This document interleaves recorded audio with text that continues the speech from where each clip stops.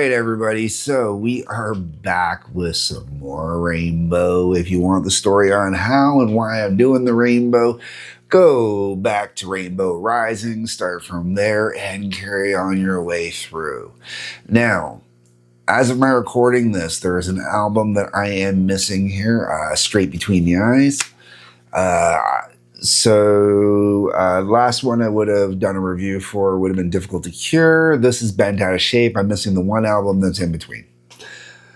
This was Rainbow's last proper studio album. There is one more album after this, Final Vinyl. It's a double album. We'll get into that afterwards. Let's get into this one. All right. So Joe Lynn Turner, still the vocalist at this point. I believe the band was mostly the same from the last one. I don't remember. While I'm pulling this out, I do want to talk about this version. This is not a remastered version. So they don't actually have, and as such, the sound in quality here. By writing credits, it looks like Blackmore, Turner, Glover both here, and then Rosenthal. So it looks like they probably switched out keyboardists again because Rosenthal's got a couple writing credits. This album has a weird thing going on with it. It's both ahead of its time and a relic of the past. Why do I say this? Okay, 1983. This album has a great pop sensibility for 1983. But a lot of it is really rock still. Rock still. And like 3 years early for the sound that this album is actually doing. If this album had come out in 86, I think it would have done way better than it did. Now, not to say that this is a bad album. Out of all the Rainbow albums I have covered so far, it is honestly my least favorite. But it's still got some good tunes on it. So let's get into the songs. The album opens up with Stranded. Stranded is not a bad tune. It kicks off the album right. The thing is, this song lets you know what this whole album is going to be like. My biggest complaint about this album is it's very much I want to say a romance album, but not like a love song album. Like all the songs on this album, or a good chunk of the songs on this album, either seem to be pining for lost love, looking for love, the wrong person for the wrong night, stupid stuff like that, you know. So we'll keep going as we go. So Stranded's not bad. Then you're on to Can't Let Go. I actually really enjoyed Can't Let Go. I actually thought it was one of the better songs on the album, especially considering it's, you know, a romantic-y kind of song. Fool for the Night is another fantastic song, but once again, it's kind of that romantic, you know, being the fool for the night, you know, just, you know that you're only getting that one night, but you're going to go for it. Fire Dance is one of those ones where you kind of forget about it kind of quickly, I find. Anybody there doesn't do a whole lot for me either. Desperate Heart is okay. Kind of that middle part of the album just it all kind of blends and flows, and I think that kind of says a lot. And a lot of the blending and flowing for me is the heavy synth usage. I like when the organ comes out, when you get the old rotary organ out, which does come out on a couple songs, which is cool. Like Can't Let Go, it comes out. And there's other song coming up that uses really heavy synth that I actually really do like.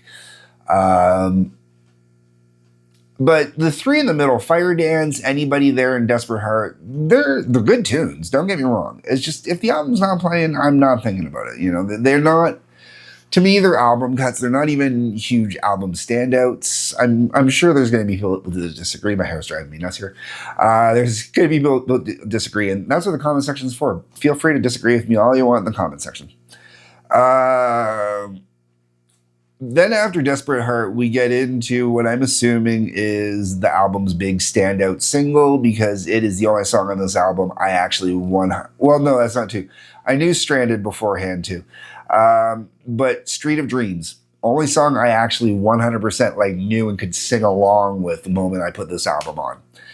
And I'm pretty sure that one got some good radio play back in the day. I mean, with this being a 1983 album, there's a high probability that I heard this song on the radio while traveling with my dad in the car. And I would have been aware because 83, I would have been like 5 years old. I was just starting to get into music. I was appreciating the music in the car with my dad, you know? After Street of Dreams, we get into Drinking with the Devil. This is a good tune. I mean, it's everything you would expect a song called Drinking with the Devil to be. You know, there's nothing fancy, nothing special there. Then we're into Snowman, and Snowman is,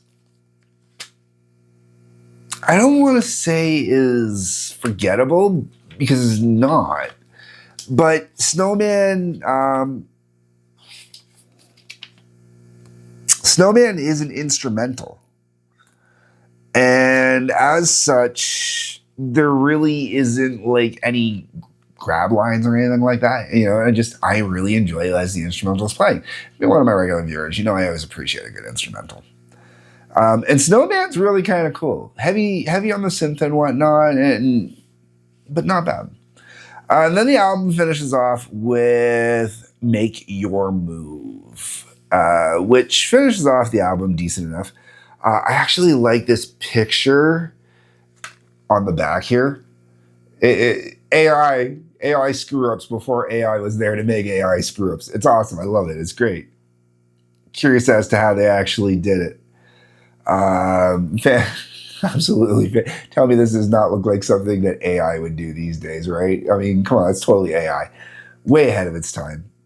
You know, and here it's not quite the same. Here it's kind of, you know, that looks normal. I will say that I love the hidden sexual symbolism in there. That is beautiful. Very well done hiding that in there. Congratulations to the artist involved on that one. And if you don't know what that is, drop a comment down below and I'll tell you in the comments what that symbolism is. And if you're a guy and you don't know what that is, somewhat kind of explainable, but your wives and girlfriends are sad because of it. If you're a straight guy, sorry, should specify. If you are a lesbian, you definitely should know what the hell that is. All right, so moving on back to the album itself. Okay, my biggest complaint about this album is the guitar and the keyboards follow each other way too much, and the bass is weirdly buried in here. The bass in all the other albums, well, it's not pushed up or anything like that, is definitely like you can hear the bass in there, you know, it's right in there. This one, you can hear the bass, but it's not. I'm going to blame it on the production. That's ultimately what I'm going to blame it on.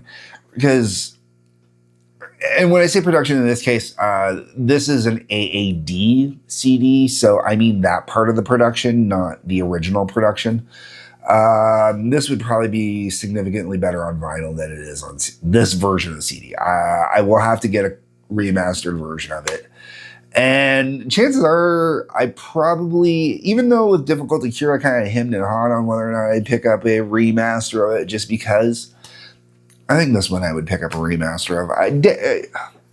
Only because the songs that are on here, while I'm downplaying a lot of it, I really did enjoy the album more when it was playing than I did with Difficult to Cure. The only difference with Difficult to Cure is Difficult to Cure had more kind of pop-out hits to it for me. All right, folks, I'm done rambling. Let me know what you think of this album down below. That's what the comment section is for. Am I being too hard on this album? Am I not being hard enough? Should we lick the pretty lady's head? We should lick the pretty little lady's head. All right, folks. Just for that one, I want to like and a subscribe. I want that subscribe. I'm trying to hit 200 for subscriptions before the end of the year. So if you could hit that subscribe button, I'd really appreciate it. And other than that, folks, there's a couple links down below. I think I said that, may not. On your way down in the comments, check them out. Peace, love, take care, and we'll be back to finish out with Final Vinyl.